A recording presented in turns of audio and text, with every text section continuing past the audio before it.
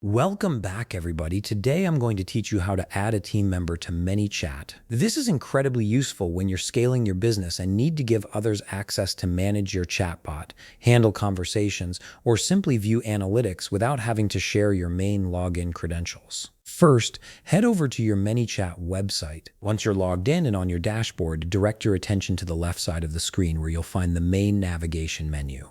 Here you need to click on Settings. This is your control center for all account configurations and management options. After clicking Settings, you'll notice another menu appears on the left side.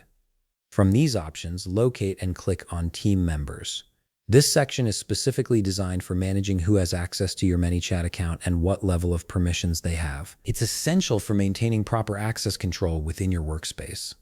Once you're in the Team Members section, look for a button that says Invite New Member and click it.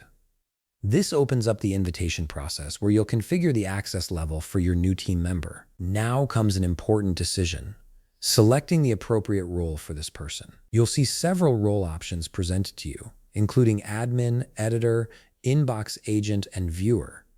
Take a moment to consider which role best fits your team member's responsibilities. Admin gives full access to everything. Editor allows them to create and modify flows and content. Inbox agent focuses on handling conversations and customer interactions, while viewer provides read-only access for monitoring purposes. Click on the role that matches what you need this team member to do. After selecting the role, you'll see a button labeled Generate Link.